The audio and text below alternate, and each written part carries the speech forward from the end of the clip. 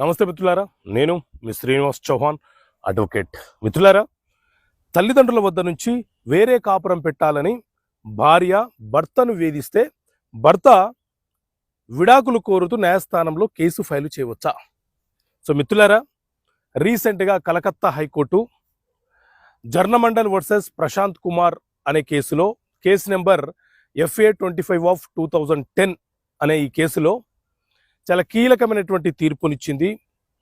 ఎప్పుడైనా ఎక్కడైనా ఒక భార్య తన భర్తను తల్లిదండ్రుల వద్ద నుంచి వేరే కాపురం పెట్టాలని బలవంతము చేస్తే అది క్రుయాలిటీ కిందికి వస్తుంది.